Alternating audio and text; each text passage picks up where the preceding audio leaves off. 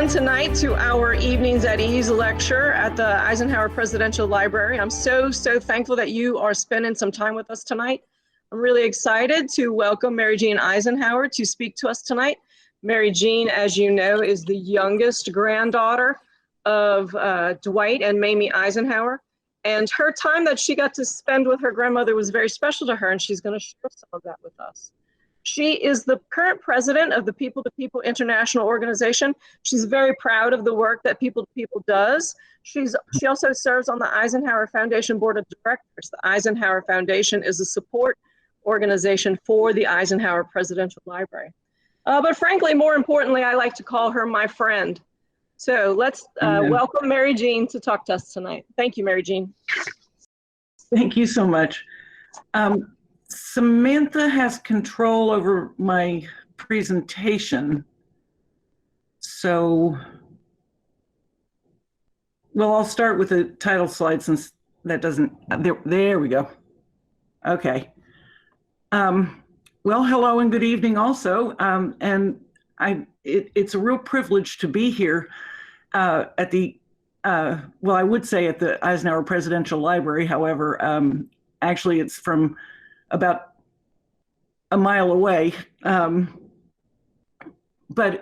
I want to thank the library and Dawn and Samantha for making it possible for me to present on an extraordinary and beautiful lady, both inside and out. I used Mamie Geneva Dowd Eisenhower. I used to call her, or say that she was not only the perfect lady, I mean the first lady, but she was the perfect lady. My father, John, was Ike and Mamie's only surviving son.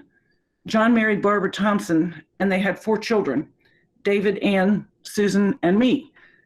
I used to feel bad about being the youngest of 4, as I was born at the end of Granddad's first terms. And often I would find that the siblings would be telling funny family stories, and then they'd look at me and taunt me and say, that happened before you were born. But now that we're all seniors, it's kind of like, okay, so what decade are you in? And I'm very proud to call myself the very youngest.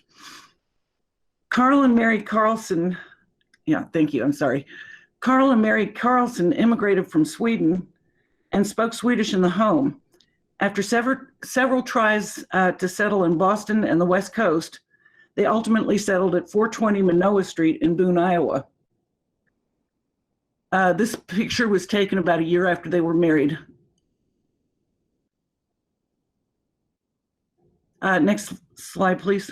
Oh, no, I'm sorry. There is a trivia hiccup. When Carl and Mary went through Ellis Island, they were asked for their names, at which time Carl said, Carl Sir Reverend Jeremiahson.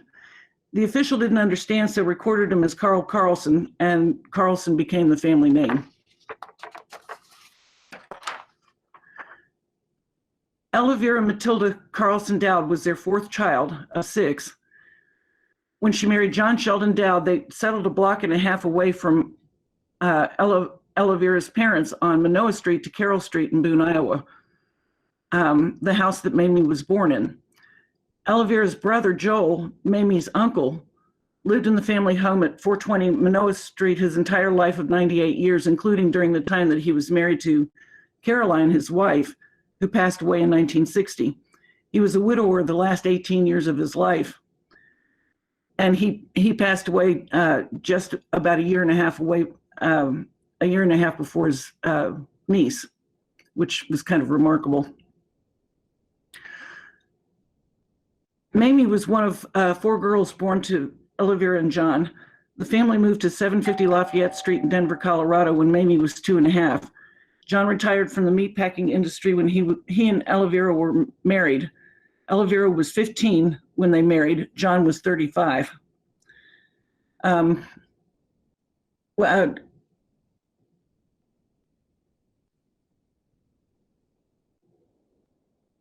Right, okay. I'm sorry, I lost my place. The John Dowd family adopted a snowbird lifestyle after they moved to Denver, Colorado. They also acquired a winter home in San Antonio, Texas. Shown are some family pictures. On the left back of the photo are John and Elvira Dowd with Eleanor in front of them. And on the right, Joel and Carol Carlson with Mamie in front of them. This was taken in Boone, Iowa. On the right is a family portrait of the John Dowd family taken in Denver. The back row is Francis Mabel, who was nicknamed Mike, then John, then Eleanor and Mamie. And in the front is Edna May, who was nicknamed Buster, and Elvira. Mamie was the second in the line of the four girls. Buster sadly passed away in 1912 at the age of 18, and Eleanor in 1918 at the age of 17, leaving Mamie and Mike as the surviving sisters.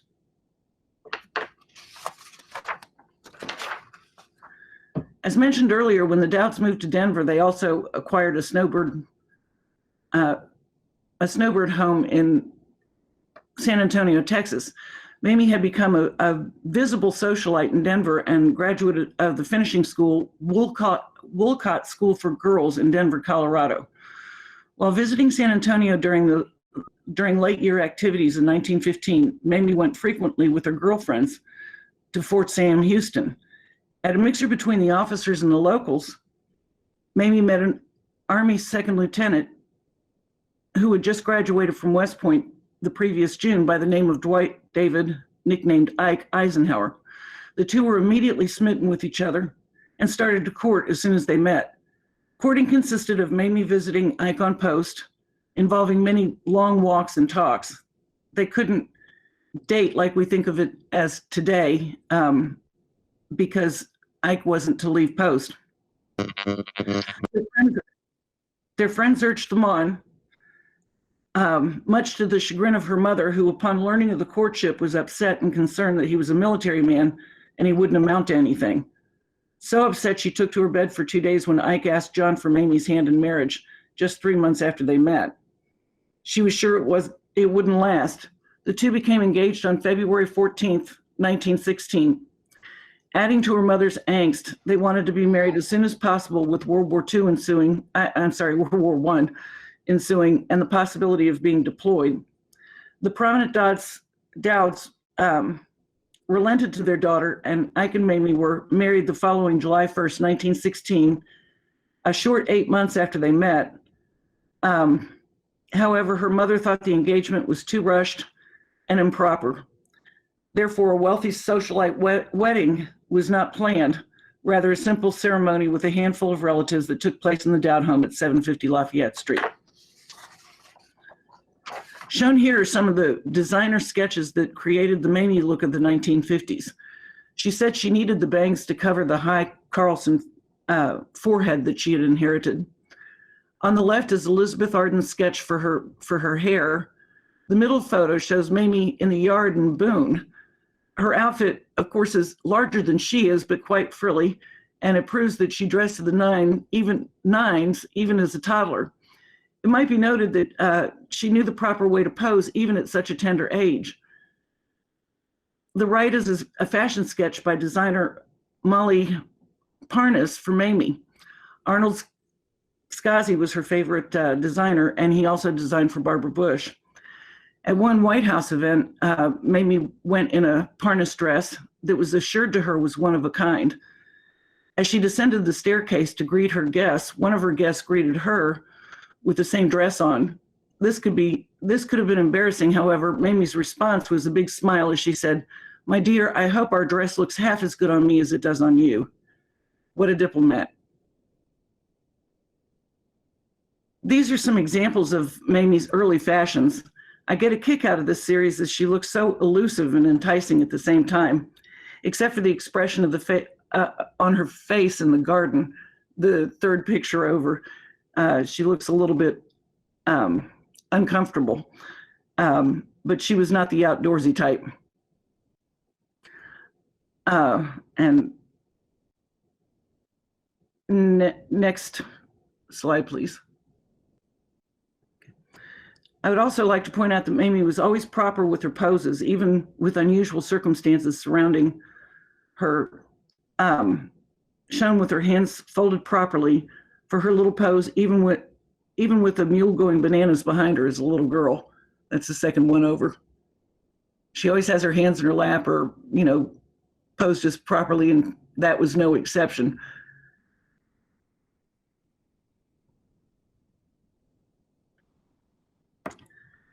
These are just some, I'm sorry.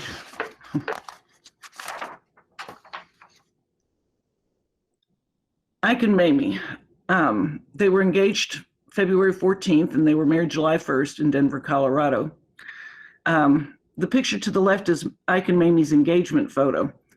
She was emphatic that that was not her wedding gown. And in our talks as I got older, she made me promise to tell people that if I shared it or showed the photograph, that I would make sure that they knew that that was not her wedding dress. Her wedding dress is on display at the Eisenhower museum. Mamie and Ike had an incredible love story. The two could not have been raised more differently, but the love was there through all aspects of life. They were pure soulmates. Next, Ike and Mamie are photographed as newlyweds in front of the doors of St. Louis College, San Antonio, Texas, the town that served as their honeymoon town. I feel very lucky. I visited Fort Sam a couple of years ago, and they took me to where my grandparents had lived. It was chained up as it was scheduled for demolition in a few months, but they took the chains off and allowed me in the apartment. There was still some quartermaster furniture in it and lovely molding and build-ins. It was very old-fashioned, late 1800s. It had been built in, but it was very small. It only had 2 rooms and a small kitchen, and I imagine that all by itself was an adjustment for Mamie. Next shown are Mamie and Ike on their 40th wedding anniversary on the grounds of the Gettysburg home. The farm was the first and only home they actually owned together. They always lived in military housing or university housing. The White House too. They bought the farm in 1952 and renovated it as the house and barn were the Civil War era. At one point, they were landscaping it, and Mamie wanted a rose garden on the grounds, and they were off to where now where the tea house is, but there was not a structure there at the time. And they started to break ground for a flower bed for roses, and they came across some Confederate bones from the war. And they went to Mamie and they asked her, what should we do about this? And she said, move the garden, let them rest in peace, which I thought was sweet. They left the original kitchen on the back of the house, which was transformed to a den and office area. The hearth was unique stone. It still had the bread oven and a large hanger for a pot. It became Granddad's man cave. They decorated it cowboy western as opposed to the rest of the home, which was 50s formal with a large Victorian influenced interior. Anniversaries were very important to Mamie. Originally, the wedding she had dreamed of all of her life, of course, didn't happen. Rather, the ceremony was quite humble. The most important one to her, though, was their 50th, or their golden. They had a huge celebration at my parents' home in Valley Forge. It was a white tie affair. The excitement she had over it is something I will never forget. She wore a gold brocade gown, which was Skazi, and was absolutely radiant. Later, after we became very close, and I'll explain that later, she told me emphatically that she wanted to be buried in it, along with her wedding ring. She had finally gotten the wedding of her lifelong dream to her beloved Ike, with no controversy, just joy.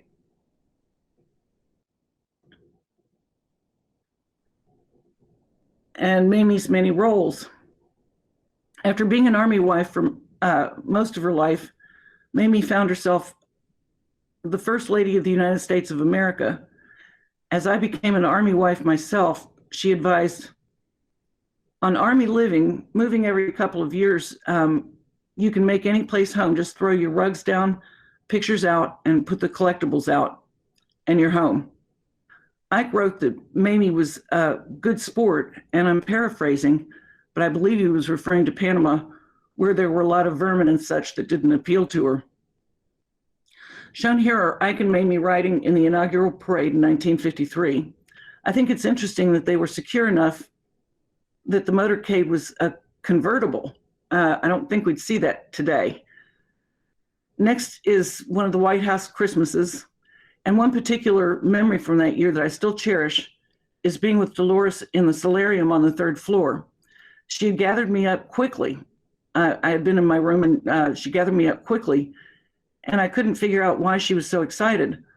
The solarium had a plate glass window, and it was dark out, but she didn't turn the lights on. She said that Granddad was about to light the national Christmas tree, which was in the distance across the street and could be seen from the plate glass window. I felt skeptical as I didn't think that was possible.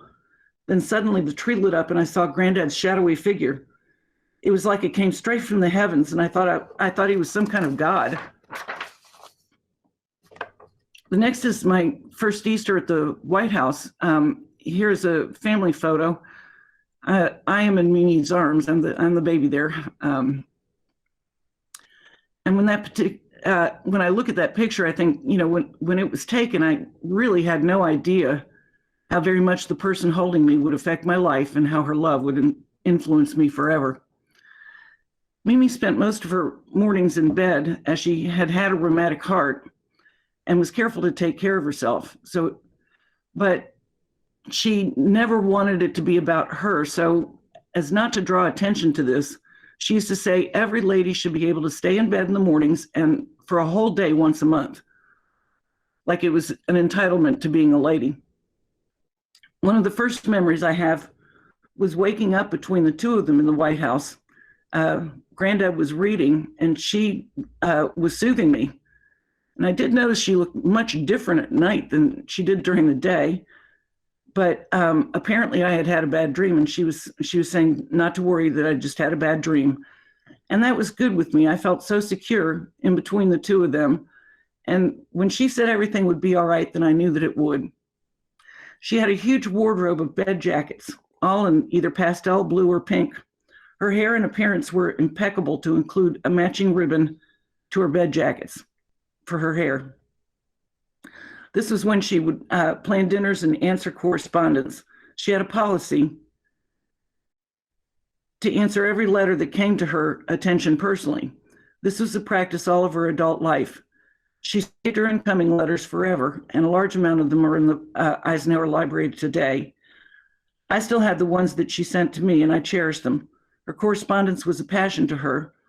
Her letters always had such nice things to say, were bright and very, very newsy. She said many times the whole point to a conversation was so that other people would walk away happier because they were with you. This held true in her letters as well.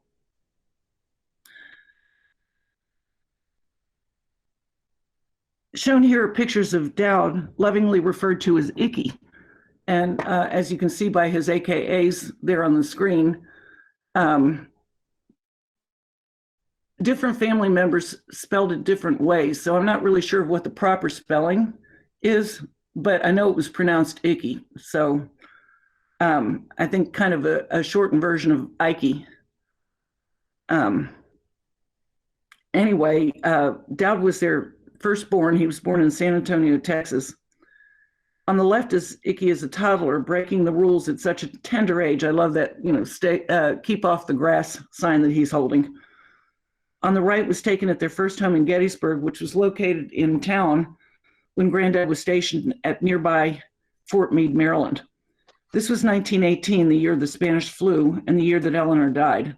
Ike recalled getting home one afternoon before Mamie. He had already been informed of Eleanor's passing. He said it was one of the most difficult days of his life, waiting for her to tell her a second sister had passed. We've not been able to clearly define what Eleanor died of. However, Mamie, when I knew her, was a sanitation fanatic. I say almost obsessive, but I'd maybe go as far as to say obsessive. And if COVID hasn't taught me anything else, it's helped me to understand why she was this way. The most heartbreaking, though, was the death of their first son, Dowd Dwight, of scarlet fever, when he was only 3.5. Ike was once asked for everything that he'd been through during his life two wars, and the presidency, what was the most difficult? Without missing a beat, he said, the death of his son. Things are never the same. It was a sad death. In late 1920, Ike had been serving a lot of TDY, or temporary duties, separating Mamie and him. Finally, on one assignment, tired of the separations, Mamie decided to go with him as kind of a honeymoon. They interviewed nannies so that Mamie and Ike could be alone together. They chose what they thought was the perfect one. There was a common question in such interviews in those days before antibiotics, et cetera, if the caretaker had been exposed to any contagious diseases. This interviewee did not disclose that she had been exposed to scarlet fever and was a carrier. She passed the disease on to Dowd. Dowd suffered for months and finally died on January 2nd, 1921. Every year after that, Ike sent Mamie flowers on Dowd's birthday, September 26th, for the rest of their lives. Nicely, though, my father, John, wasn't very far away. He was born at the Dowd home in August of 1922, and the three remained very tight the rest of their lives.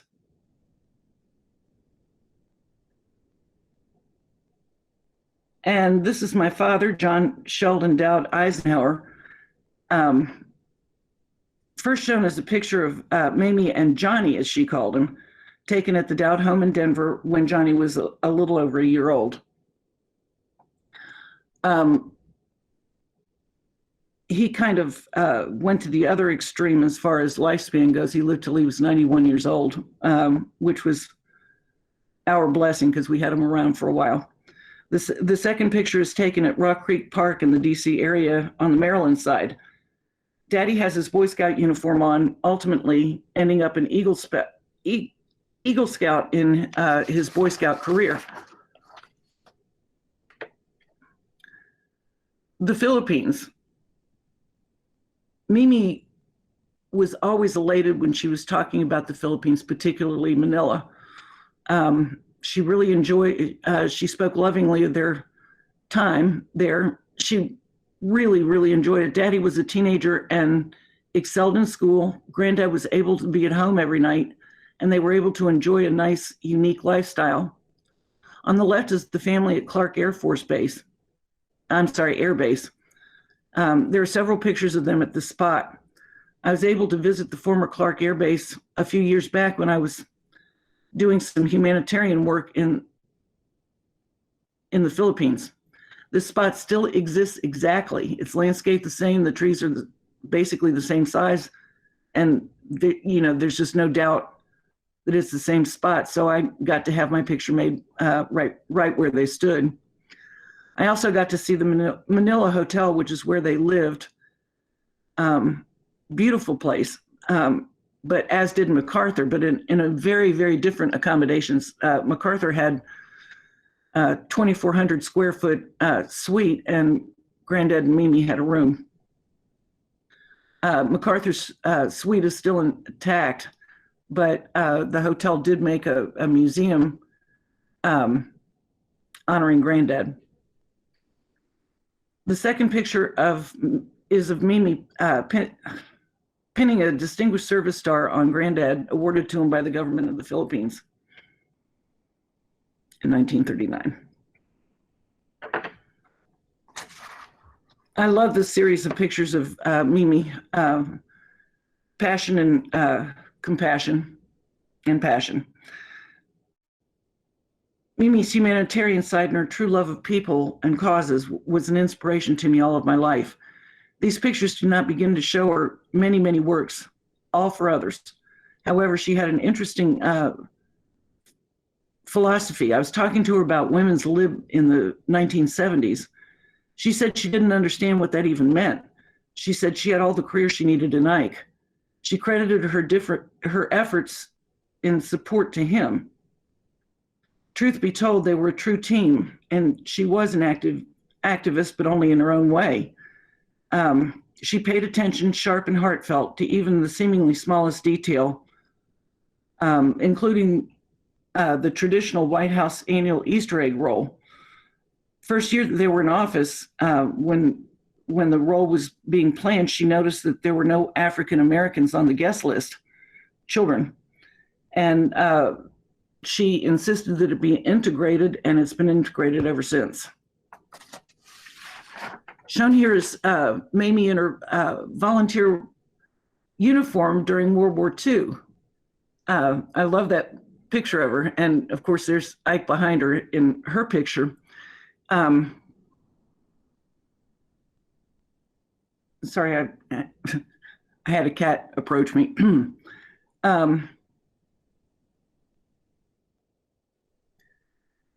And her uniform is on display at the Eisenhower Museum.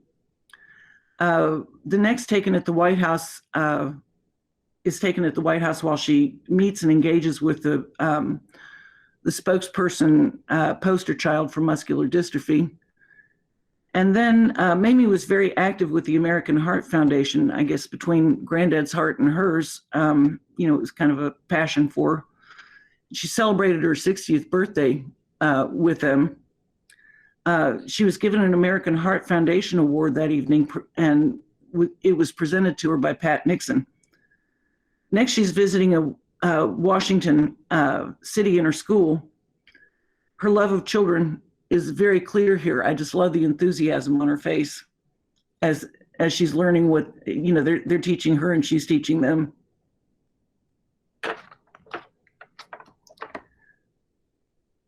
France and the de Gaulle's. Paris was one of Mamie's favorite stations. The war was over and Granddad headed SHAPE, Supreme Headquarters Allied Powers Europe, which was the precursor to NATO. They lived in a beautiful chateau in Paris. De Gaulle and Eisenhower had a deep respect for each other, which continued from the war through the rest of their lives. Not shown is a very touching picture of the two of them at Camp David, sitting in front of the fireplace in their silk bathrobes, just talking. That same visit, Granddad brought de Gaulle to the farm in Gettysburg for an overnight visit so that he could see a different side of the country rather than New York City or DC. They scoured the battlefield together. Then that evening, there was a progressive dinner of sorts. My family lived in a home with abutting property to the farm. They started at our house for drinks and starters. Then everyone was to proceed to the farm for the rest of the dinner. When President de Gaulle arrived at our house, he had himself an interpreter, as he refused to speak English, a secretary, he was on a state visit, and in turn, both Granddad and Mamie came, also an interpreter, Secret Service and a secretary. Between all of them, my parents' siblings, by the time I got into the room, there were no seats left.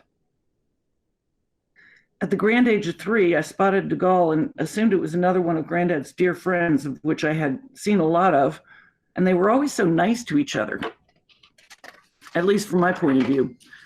I did know he was the one everybody was making such a fuss over. So in spotting him, I went over and simply sat in his lap. He looked to me as a grandfatherly sort, and that's what I would do with my own grandfather. He continued without acknowledgement of me to converse with Granddad through the interpreters. I proceeded to explain to him in English that my dress was smocked, and I told him how that was done, to no response, except that he did not kick me off his lap. Then Granddad handed him some document. He reached into his pocket for his glasses. As I watched, looking up to him, I noticed that they were red horn rimmed with the thickest lenses I'd ever seen. And with my diplomatic training in tow, I exclaimed, "Why are your glasses so thick?" And in English, he said, "Because I cannot see. Poor, poor me." No one realized he spoke English. A sudden hush went over the room, and I'm sure everybody was calculating what they had said, thinking he did, when they thought he didn't speak English. Shown here, one in particular. Oh, I'm sorry. I'm sorry, I didn't. Could you go back? Yeah, that is the first picture is a picture of a state dinner that they had in May of '58 when the de Gaulle's visited, and that was the same time when I asked him why his glasses were so thick. Same trip, and then the second one was in the chateau that Mamie and Granddad lived in France. it was a beautiful place. Okay, thanks. Okay. Shown here, the one that is special to me is the shot of de Gaulle at the Rotunda. When Granddad died, Mamie took a several bedroom suite at the Washington Hilton where all of us stayed. My sister Susie and I were kind of, anxious and decided we wanted to go to the Rotunda as normal people, because we'd been really on the spot, as his body lay in state and it was open to the public. So we got in line. We went and got in line and circled Granddad's coffin. And about 3/4 of the way around, suddenly there was a huge commotion at the entrance. Security encircled, but was parted when de Gaulle emerged and in uniform and immediately saluted Granddad's flag-draped coffin. De Gaulle, upon learning of Granddad's death, immediately had traveled to the United States from France before funeral invitations even went out, and came to the Capitol Rotunda straight from the airport to salute Ike. And the other one is the grounds of their chateau in Paris, and that's Mamie taking a walk along some of the water.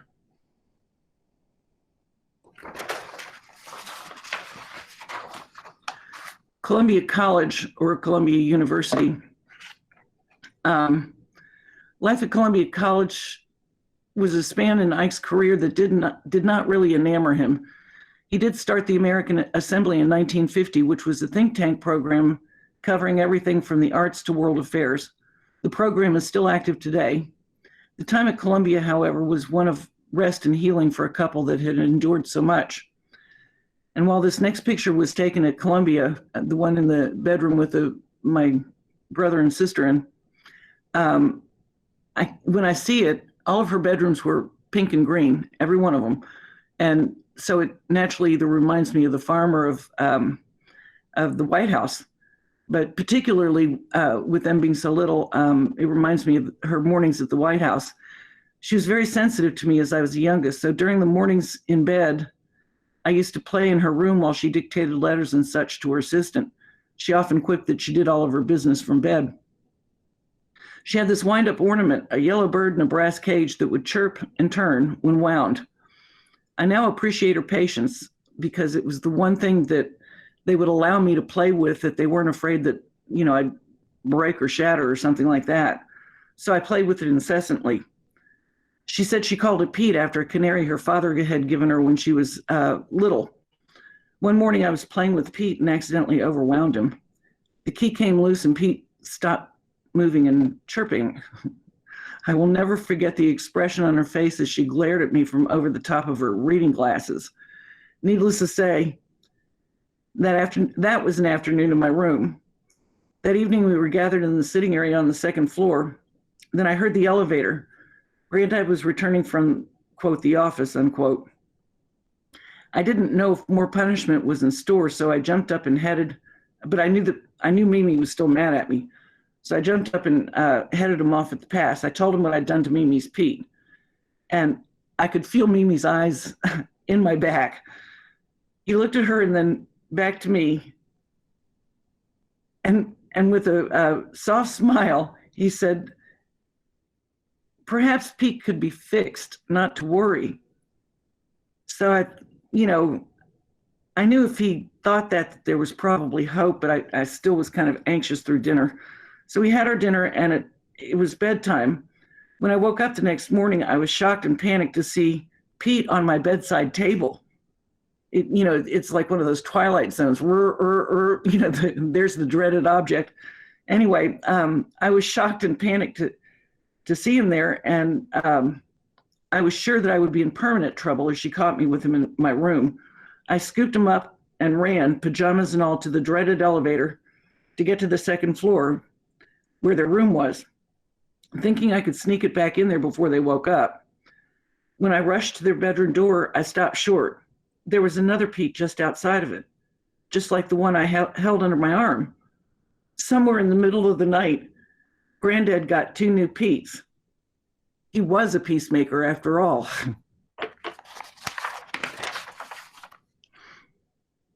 My father seems to think that maybe he put a lot of aides to task on that one. Ike and Mamie, now this is as the family's growing. Ike and Mamie were intensely devoted to family. Mamie had her way of making each of her 4 grandchildren feel like they were her favorite. That said, the family was very close-knit. Our home, and, as I mentioned earlier, our home and property abutted the farm, and after the presidency, we saw them almost every day. I think definitely for Sunday dinners.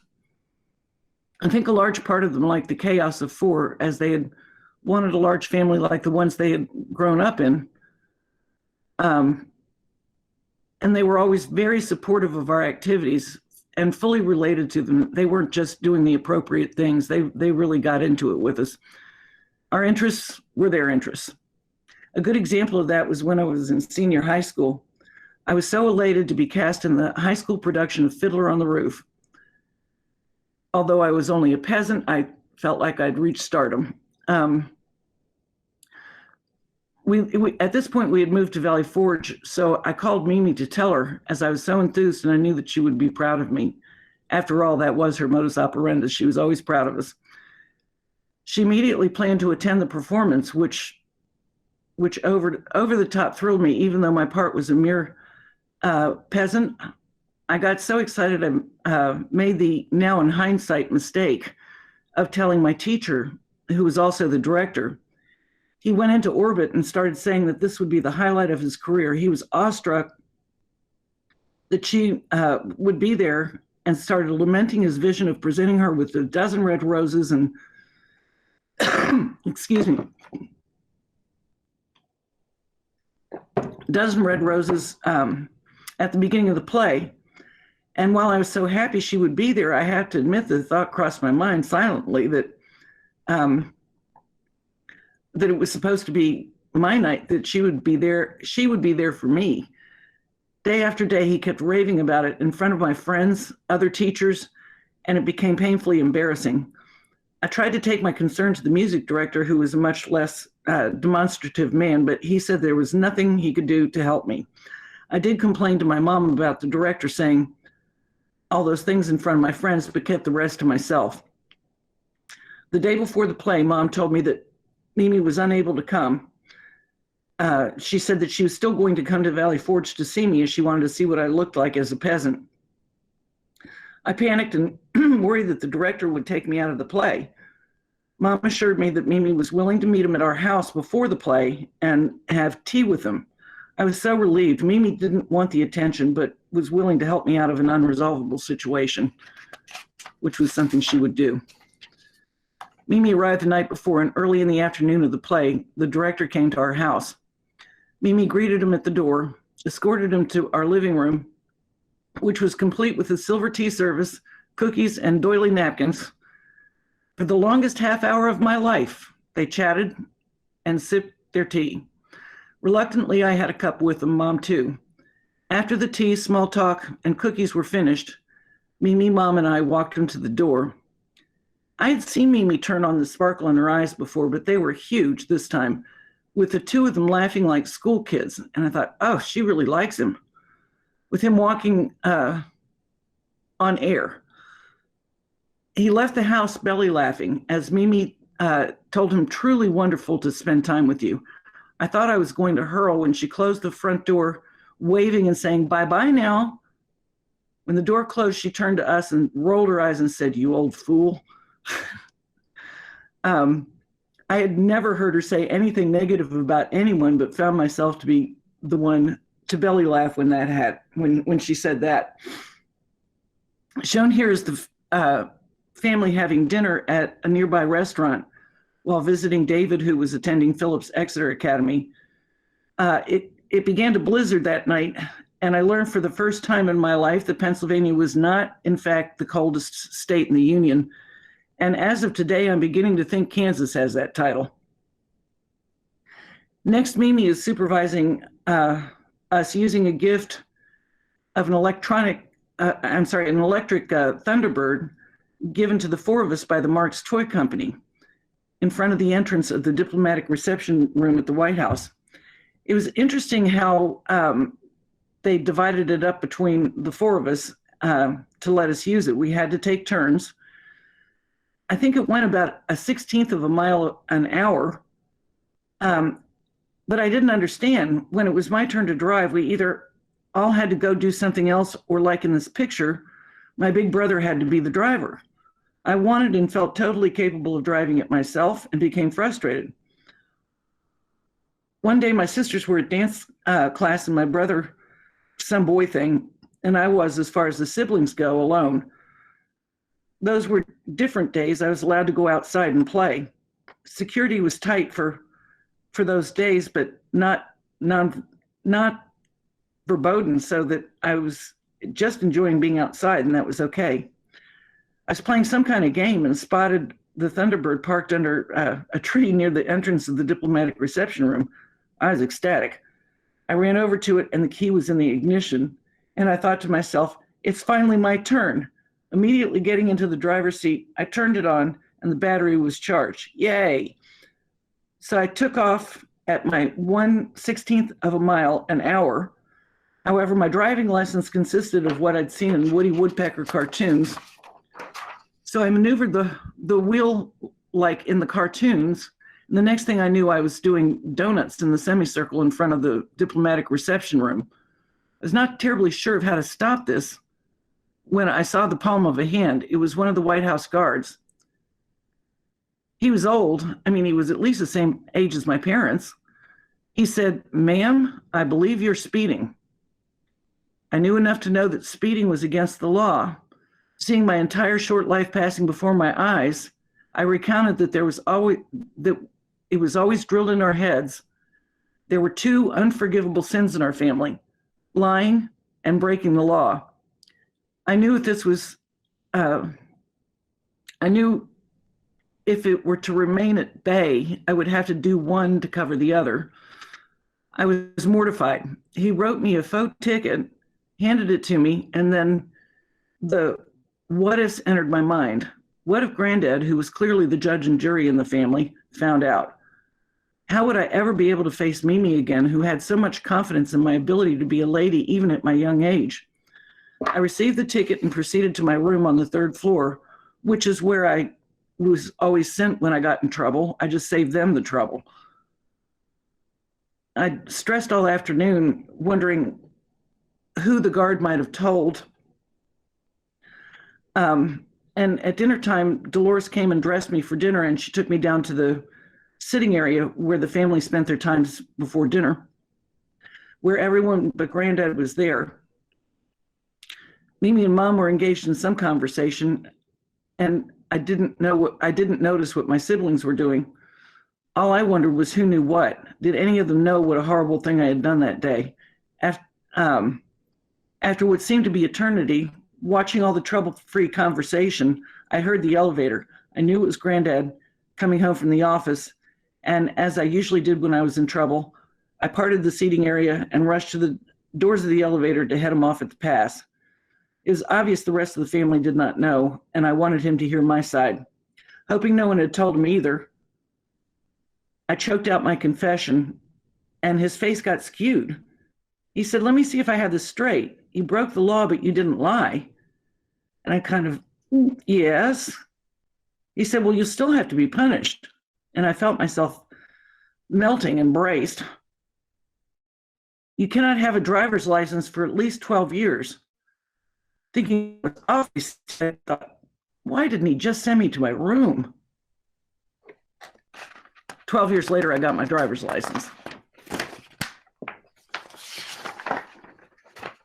Shown here is Mamie supporting, I'm sorry. Next slide, please. Yeah, thank you. Shown here is Mamie supporting one of Susie's horse shows. Susie was quite the horseback rider and won many blue ribbons and shows. She apparently got one that day too, as she's holding it in her hand. You can see down on the, that's what she's holding in her hand, blue ribbon. And the next is the family in Palm Desert for Christmas. The same Joel Carlson, Mamie's uncle, that was pictured earlier in Boone, is in the back, second from the left. a ton of years later, like 70 years later. And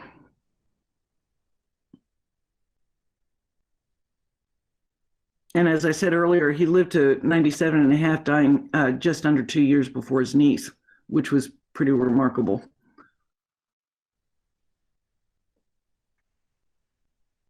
Hostess to the world. State dinners. On their 50th anniversary, Barbara Walters asked Ike what they missed most about the White House. He said, "Well, I miss part of being part of the major decisions." And she, referring to Mamie, misses the state dinners and entertaining.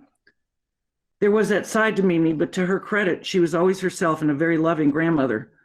She always had a moment she could extend her hand, and as the youngest of four, she always made sure I was included, even in formal dinners.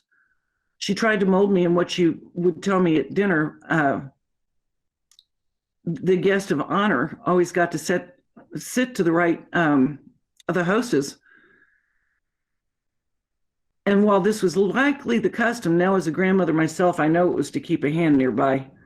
The towels on my seat and the floor under my chair may have been a clue. Still at 3 years old, I remember her training me on how to use a finger bowl. And she made it seem like a lot of fun. Rosalind Russell, an actress from the late 1950s and 60s, made this slide because right off of the state dining room was the family dining room. As you can see by the middle picture, on our large holiday dinners, we had in the state family dining room. I mean, state dining room, sorry. But there was a smaller one off to it would be behind my father, who's sitting at the end of the table.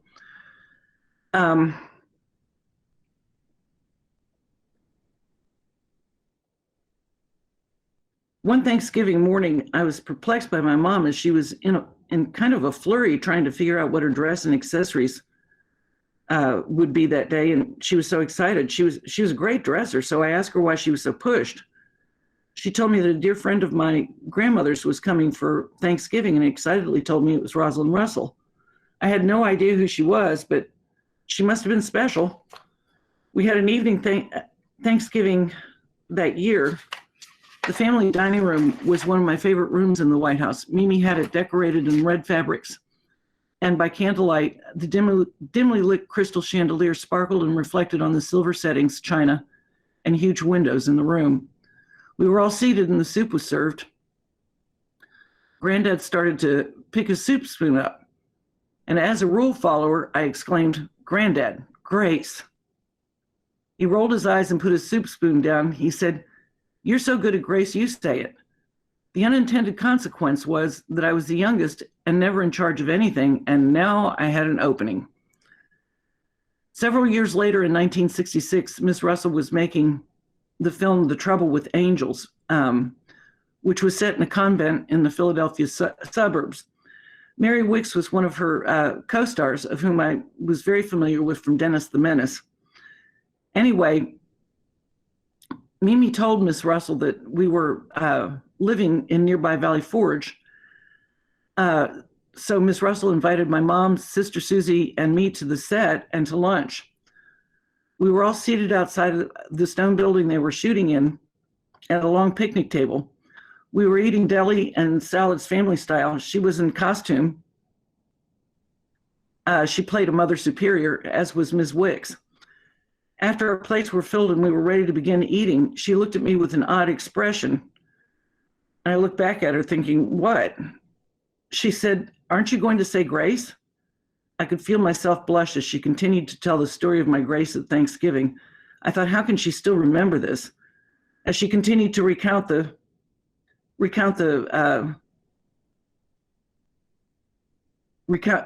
incident, rather, she said, "I thank God for everything, the food, the birds, the puppies, the family, and so on." She said, "I looked out of the windows and named everything I saw." She said, "The soup was cold by the time I got finished." Laughing, she said, "Are you still religious?" When I was a senior in high school, Mimi and I went to one of her I'm sorry, it was when I was living in DC. Mamie and I went to one of her performances at Ford's Theater. She and Mamie wore pleats and pumps. Mamie's black with red accessories, and Miss Russell in lavender with a beautiful sapphire brooch. They were both stunning. She met us at the front to go in. It was her day up. She met us at the front to go in. After saying hello, I said, "I won't have to say grace, will I?" And she and Mamie both got sparkles in their eyes and giggled appropriately. I thought the picture of the Eisenhowers with the Queen Elizabeth and Prince Philip would be of interest, as they are still the monarchy in England today. I think it'd be fun to show a young person that picture and let them see how time moves on. This picture was taken in 1957 and was Queen Elizabeth's first state visit to the United States since her coronation. Ike's final train ride. Throughout the last 15 years of his life, Ike suffered seven massive heart attacks. The seventh one was the one that got him. At the time, treatment involved lengthy hospital stays. Mamie would take a room next to his, and she never left his side when he was sick. The most dramatic was the sixth heart attack, which was in August the year before he died, when he was actually clinically dead for a time, but they were able to revive him remarkably without brain damage. That was when he came around, we went in to see him, and after a couple of minutes, he asked everyone except Mamie to leave the room. We did, and we waited outside of the door for her. We were worried. She came out giddy as a schoolgirl, and while we didn't expect that, Julie asked her what was up, and she explained, "He just gave me the sweetest kiss he's given me in 10 years. And when he did pass the next March, there was a state funeral in Washington.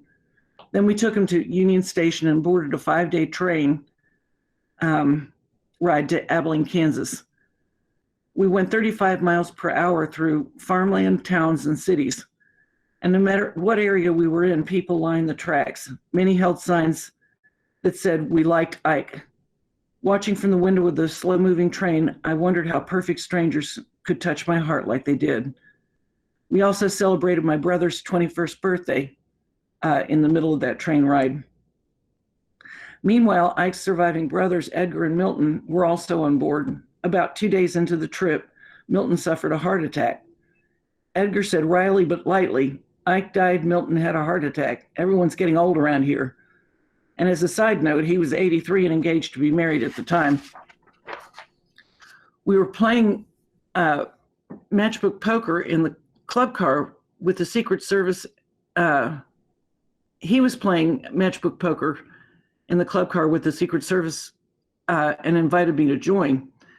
He explained that the matches that had red sulfur were like red chips, blue sulfur, blue chips, white sulfur, white chips.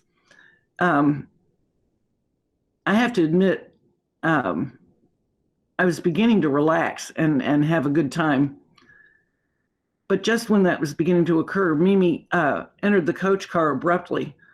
I thought I could almost see her face turn green and split down the middle with her eyes tightened as she scolded Edgar, "This isn't some kind of gala." I was embarrassed and ashamed that I had been a part of what upset her, and went immediately to one of the couches, and while I tried to be stoic, I started crying. She came over to me and gently put her hand on my back and said softly, "Let's go see your grandfather." She, my sister-in-law, Julie, and I walked to the car that carried Granddad. It was painted black on the inside. An open side door provided afternoon light. The four corners of the coffin were flanked by servicemen, Army, Navy, Air Force, and Marine. Each stood razor straight up and looked forward. She stood at the head of the coffin, and her eyes got a pool of water in them. She put her hand on the soldier's arm and said, "Thank you for looking out for him." His expression never broke, but a small tear appeared in the corner of his eye. Next slide, please. These are miscellaneous pictures of how her, life after Ike. She lived another 10 years and never stopped grieving him. It was kind of interesting because she had a rocker that had come down the Dowd side of the family. It was a velvet rocker, and it was his favorite chair. It sat on the porch in front of the TV, and he used it so much, every day. He used it so much that the velveteen on the velvet started to wear off. And after he died, it was really quite spotty. And she was a big one on not getting new things, but recovering old things, keeping her things fixed. But she never recovered that one because she felt like it was his thumbprint, and she didn't want to take what was left of him off of the chair, which I thought was kind of sweet. Some said she became a recluse after his death, but that just wasn't true. She remained active until her basic health prevented. Last couple years of her life. She continued involvement with the Republican Party, as you can see in the picture on the left of her wearing a Ford Dole pin. She hosted my sister Susan's wedding reception at the farm in Gettysburg, and I was Susan's maid of honor, and there we are together at Susie's wedding. And then she celebrated many occasions and holidays with the Nixons. She's shown here at the White House with them and Mr. and Mrs. David Frost before David Frost's relationship with Nixon became famous, which is kind of an interesting preview to history.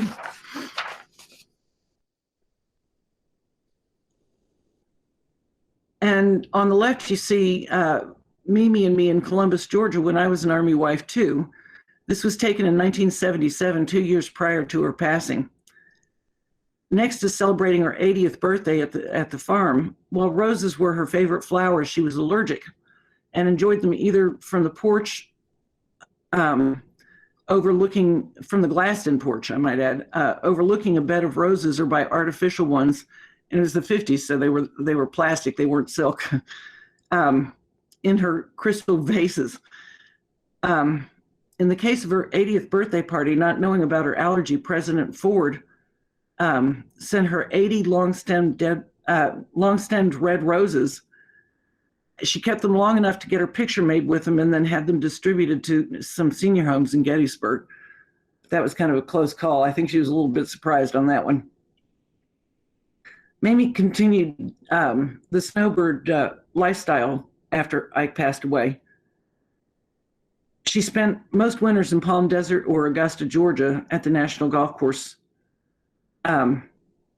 Here she's shown with John Wayne at a Republican fundraiser in Palm Desert. And it looks like they were getting along well.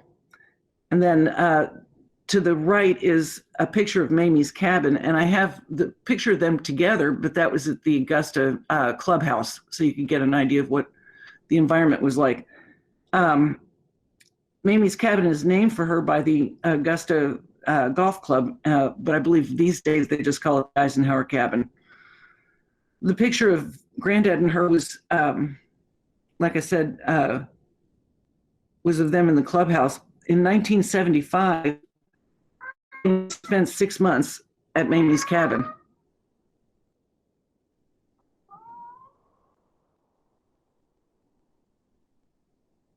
Okay, until we meet again. As mentioned earlier, she and I became very close throughout my childhood and early young adulthood. A couple of years after I graduated high school, I moved to the DC area and went to school as well as worked on Capitol Hill. She was all for me going to school, but worried about me working on the Hill. She said she did not want me hurt by the chill of politics. I don't think that politics are chilly anymore. I think they're on fire. As I settled into my new town and job, I learned very quickly about the social scene in Washington.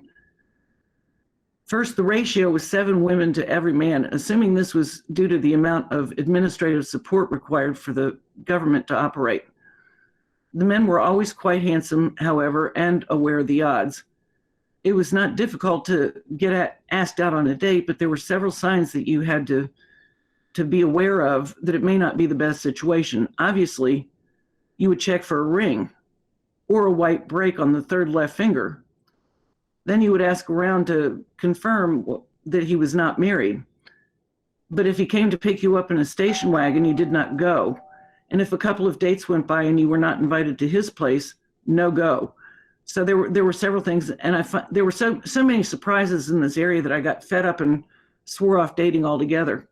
It ended up my blessing. Luckily, Gettysburg was an hour and 15-minute drive from DC, so easy. I ended up visiting Mamie every weekend. I would leave early on Saturday mornings. We would talk all day Saturday about everything from saving money to world affairs to family concerns and reminiscences. Then we would have a nice supper, and on Sunday, we would go to church in town. I would leave Sunday afternoon and then call her when I got home to let her know that I was safe. We would talk several times during the week, and it was uncanny at times because if one of us thought about the other, the other would call. Her friendship was a gift I will always cherish. She rarely gave press interviews, but she liked Barbara Walters. In September of 1979, Barbara Walters came to the farm and did what was to be her last interview. It was precious. Mamie was just herself despite having a sort of stage fright about these and speeches too. At the end, Barbara asked Mamie how she thought Ike would want to be remembered. She thought carefully and slowly and listed his honesty, his integrity, and his love of country. She sort of faded off, and Barbara asked, "How do you want to be remembered?" Clearly taken off guard, she said, "Well, I've never really thought about that." And she paused and thought and said, "Just a good friend," and her infectious, sparkly smile beamed from her face. It was only a couple of weeks after that interview that Mamie had a massive stroke on September 25th, just a day after what would have been Dowd's 62nd birthday. I was at home that day recovering from a miscarriage. While watching some daytime TV, my story was interrupted by a special report where I saw footage of Mamie being carried into Walter Reed on a gurney with her mouth gaping wide open, which I knew something was dreadfully wrong because she was such a fine lady. She would have been horrified to see that footage. So I called my mother, and they had not had a chance to tell me yet. She did tell me, though, that she thought it was odd when earlier Mamie had called her for my number. No doubt, Mamie was always very sensitive. I had trouble carrying babies, and she was very sensitive about that. And she wanted to support me on the miscarriage. And she had my number, so it must have been as the stroke was occurring. The rest of the family and I went to DC immediately to see her at Walter Reed. Most everyone was there the first night, including Dolores and her sister, my Aunt Mike. Midday the next day, most had to go back due to different responsibilities, work-related, family, and such. And Mamie had been deemed stable. She's at her critical 24 hours. I could not stand to see her left alone with just the Secret Service and medical personnel, so I arranged with my employer to stay with her for a while, and a dear friend in the area was kind enough to offer up a stay. Since I was still weak from my miscarriage, the hospital brought in a recliner for me to rest in when I was with her. She slept a lot and was not interested in physical therapy. Often we would be snoozing, and I would open my eyes to see her looking at me and smiling. It was a half smile as her left side was paralyzed from the stroke. One evening, they got her out of bed and sat her up for supper. They put a dentist-type bib on her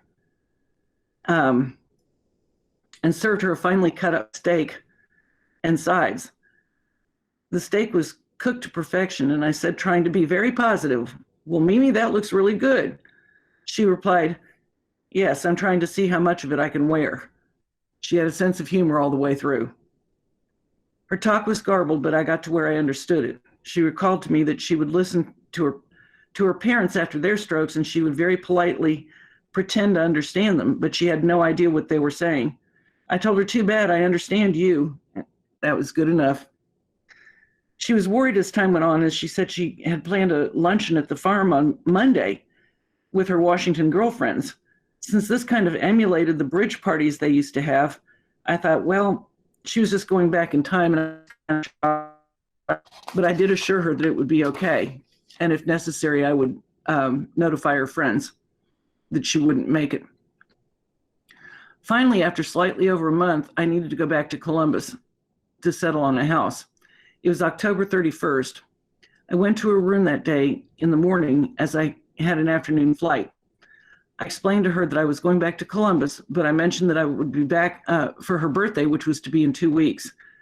She said, "Mary Jean, I'm glad you came today. I'm going to die tomorrow." And I told her she couldn't, as she didn't have my permission. This was something I had used in previous health crises, and it always made her laugh. And she would even tell staff that she couldn't die. Her granddaughter said no. But this time was different. Her face was motionless and she closed her eyes. I kissed her on the forehead and told her I loved her, but she slept. I hope she heard me. I returned to Columbus and sure enough, got a phone call at 1:30 a.m., November 1st, Eastern time.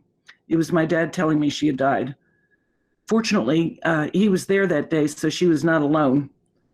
I could not believe it and obviously was up for the rest of the morning. At daybreak, I was at my kitchen window that overlooked an extensive backyard. It was mostly grass. It was a good play area, and I was rinsing some dishes and putting them in the washer when I looked out of the window, and there was an exotic, bright, maybe Mamie pink flower shining in the sunrise in the middle of the lawn with no other foliage around it. And the first thing I thought was, it appeared out of nowhere overnight. And the first thing I thought was Mimi. I went back to DC that day, only this time to honor her. I learned from my father that amongst the things that she had taken to Walter Reed was her 50th wedding anniversary dress, the one she so emphatically told me she wanted to be buried in. As far as I know, she is. This is the back of the farmhouse, and the reason I show you the back is that it shows two trees. On the left, you see a huge, old, 100-year-old tree, and on the right, you see a newer one, now probably about 30 years old. But originally, the trees were twins, and they were the same size. And the one that's young was where the old one stood, and she could see it from her bedroom window when she was resting.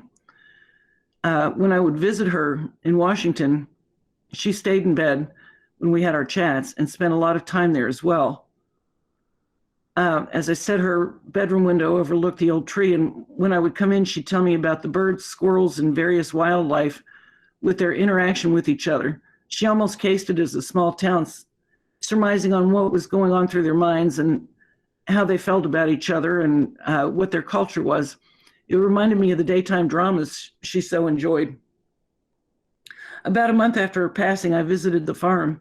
The National Park Service had taken it over, but told me they hadn't changed anything to it yet. It was as she left it.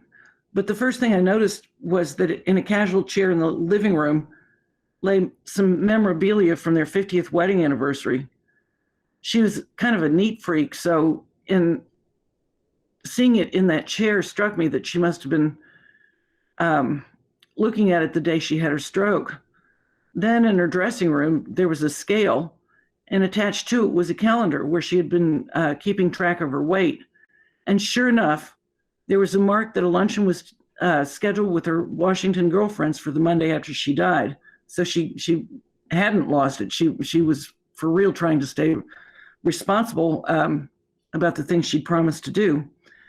And finally, I went outside, and the old tree that was outside of her window with her little animal family was gone. I asked the ranger what happened, and he told me the tree died several days after Mamie did, which I think is pretty remarkable. And I used to write songs and sing them with my guitar while staying with her at Walter Reed. I wrote a song as a way to salve the grief. In closing, I'd like to share the words of that song with you. It goes, "Wake up, yes, it's morning. Oh, you've seen it before. Well, let's sing a song. Oh, you sung them and more. Why's your mind so much stronger than me? Your letters are written, your spirit is free. Lucky you. Your walk through this life has been proud, yes, indeed. You smile to people, you've helped children in need. Now you slumber while I know you're in pain. You once met the queen, now your fingers are lame, yet you smile. Well, it's another day on the calendar. How'd 10 years slip by? Tell me, how'd you live life so beautifully? Did the old man ever see you cry?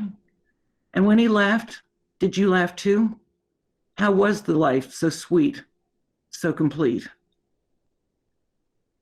Now the horse and the carriage wait by your side. The president's widow is leaving with pride. You can't go now, it's not time for your sleep. Those still living need your spirit to keep us alive. Is this farewell, perfect lady? Let me touch you one last time. Let me savor this last moment while your warmth keeps my eyes dry. You're leaving me now, so empty somehow, but I'll cherish the memories you've placed in my heart. Because you say you're contented with just being you, the whole world has loved you, and the days are not new. Stand up and fight it, spunk was your way. But if God must greet you, for my sake when you go, please know I love you, and you'll always live on deep in this heart and soul of mine. Fare thee well.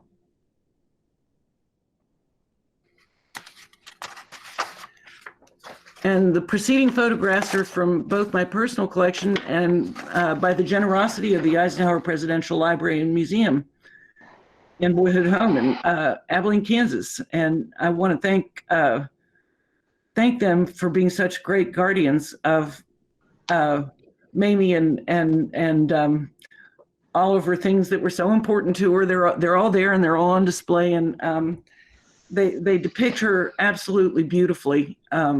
They show her spunk, her heart, and her life in a very loving and personal way. And I'm just very, very grateful. Thank you, Dawn. Thank you, Mary Jean. We're honored to be able to care for those items. And frankly, it's just been such a joy for me to get to know Mamie a little bit better through you.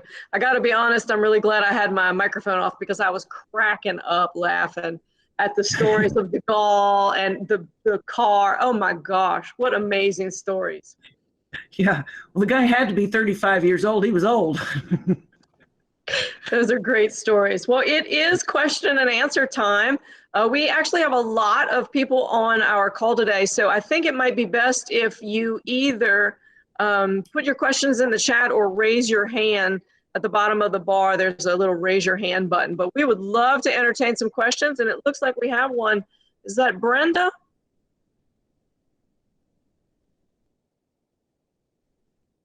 So there's so many names on my screen, I can't see whose name this is. It looks like Brenda Smith, but that doesn't look like Brenda Smith's photo.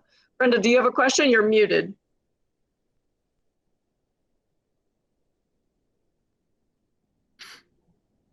All right, well, we're gonna give her a second to unmute. Sometimes it's a little particular.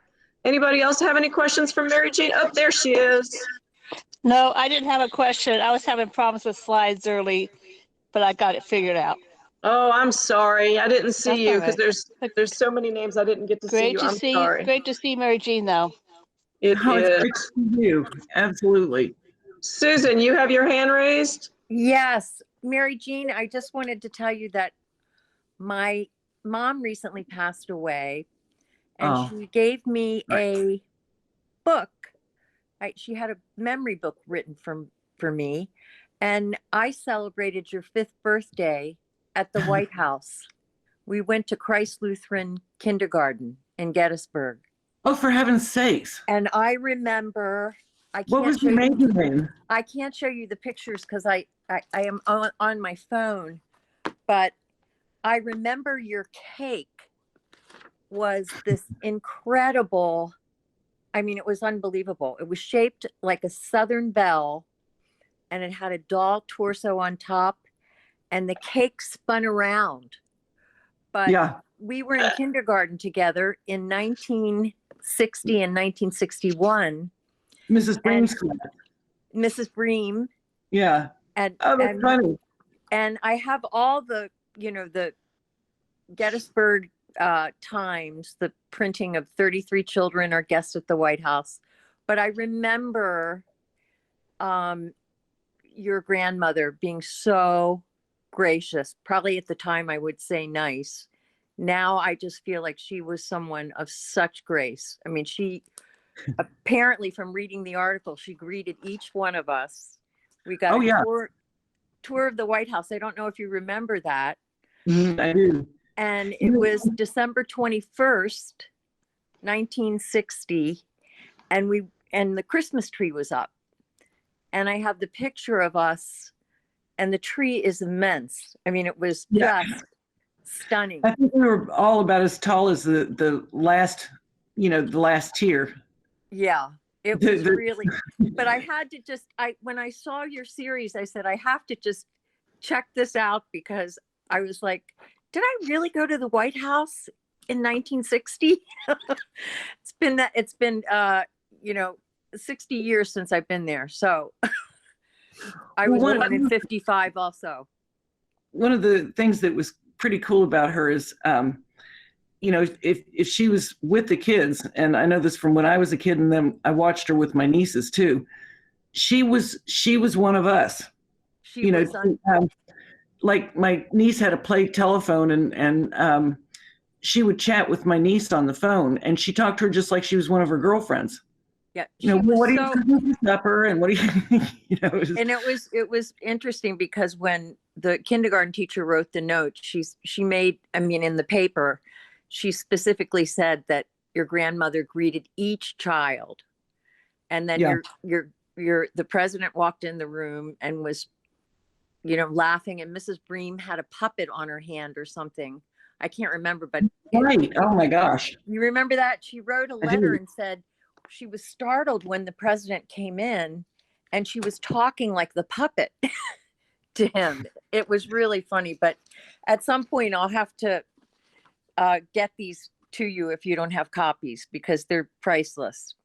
How fun. Thank you. You're so welcome. Great. But I really great memory. It was a great memory. What a great memory. And nice. Do we have any other questions? Thank you. Thank you so much I'm glad I got to learn more about your grandmother.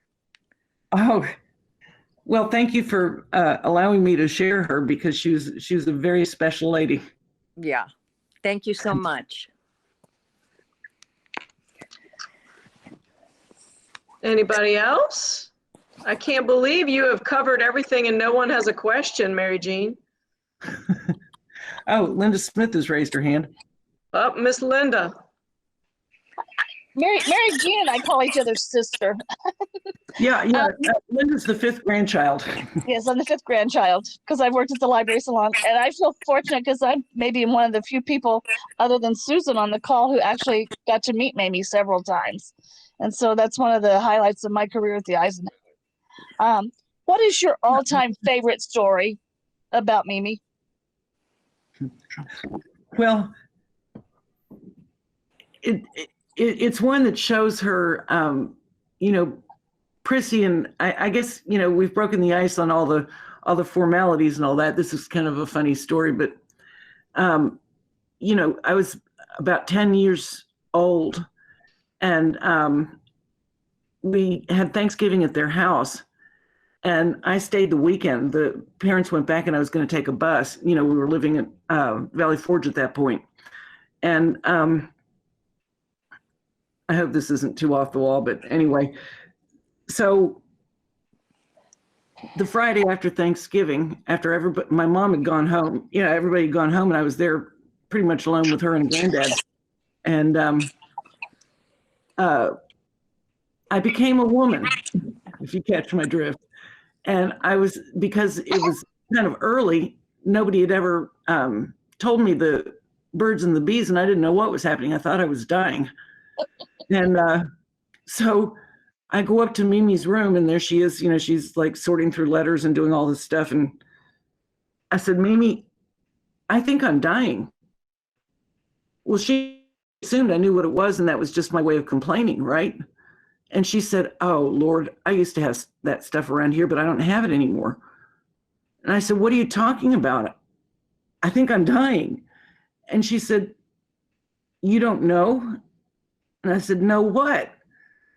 So she ended up having to tell me about it, right? And I'm like in a state of shock. And then she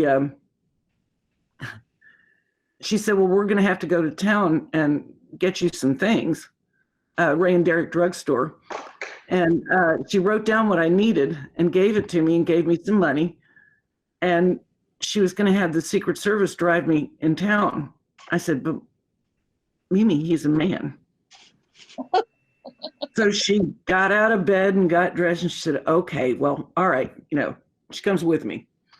And we were in the back seat of the car and she said, now just jump out and it'll be on the left side of the store. And, you know, once you see it, just, you know, look for this name. And anyway, so I go over and I'm looking, and I get everything, but I'm like hovered over it, trying to cover up what it was. I was so embarrassed. It was like, you know, oh my gosh.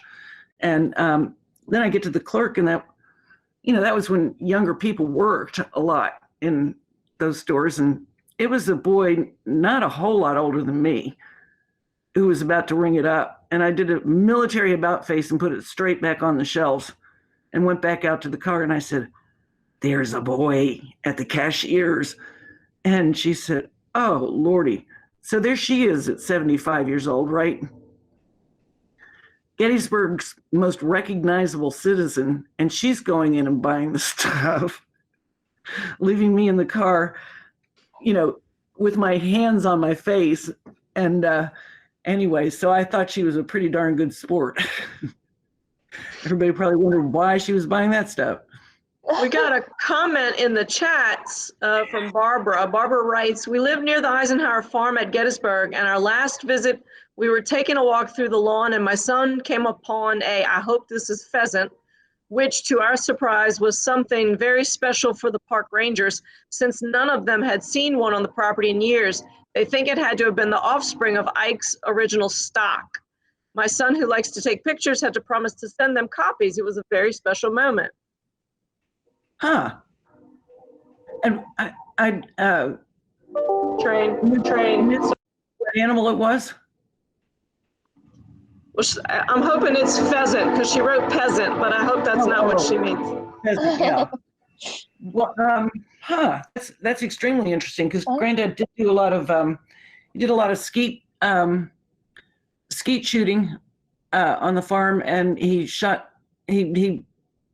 we had pheasant for dinner more often than I'd like to remember.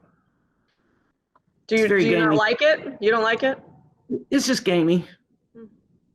It's okay. So I want to tell you, Mary Jean, in front of everyone, that I see you, John. Give me 1 second. The Eisenhower Foundation continues to send Mamie flowers for Icky's birthday. She still gets flowers. I think that's wonderful. And yep. I send them on hers. Yes, so, you do. John's got a question. Yeah, hi. I was interested that you called her Mimi, although to the outside world she was Mamie. Was Mimi the name she chose as a grandparent for the grandchildren to make it easier? Yeah, I think she thought it was kind of fun to have Granddad, but I don't think she was quite ready for grandmother. And then she didn't want us to call her Mamie, you know, because she felt like, you know, she was more formal than that. No. So that's where Mimi came in. We got a comment from Sam. Sam asks, have you ever thought about writing a book of your memoirs? Actually, it's been in progress for about 20 years now. When I get a moment, and you know, it's kind of like cross stitch. You know, when you get that window, you want to sit down. I should have been doing it during COVID, but COVID seemed to burn my rhetoric out. But yes, I definitely plan to. The book will be themed on almost like a Heloise at Christmas type of book, what it was like to be such a little kid and trying to make sense of the circumstance, and then going home and having a completely different life. You know, I mean, I could roll in the mud at home and it didn't matter. But when we went to the White House, we were like I said, I was learning how to use a finger bowl at age 3, and a tradition she carried back to the farm, because she had formal settings at the farm too. And yeah, I had to keep using my finger bowls. That's wonderful. I love these stories. Do we have any other questions before we wrap up? That's it for now. Mary Jean, I want to thank you. This is always incredibly special to me when you share these family stories, and I know clearly everyone else enjoyed everything as well. Thank you so much.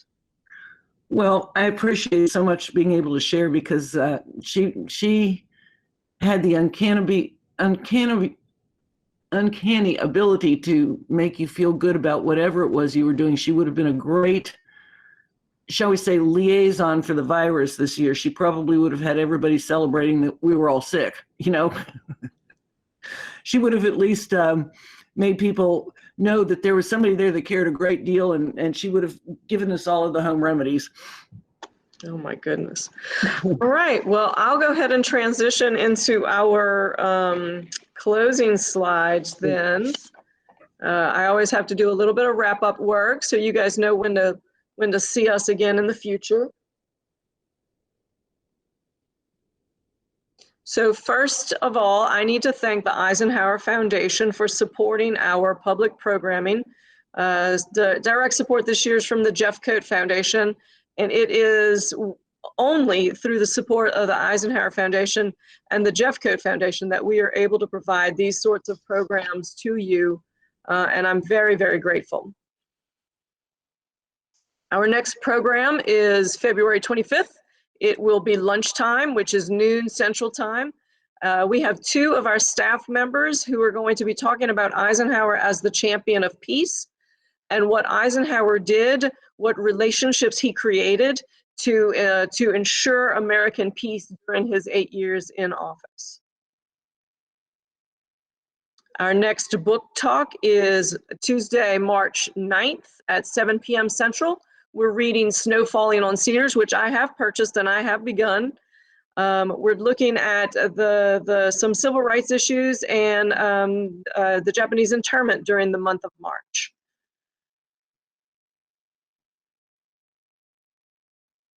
I guess that's the end of our slides. So I want to thank you all for being here with us tonight. I'm so very grateful that you wanted to spend some time with us. And Mary Jean, as always, thank you so much for sharing your private life, your private stories with us. Thank you so much.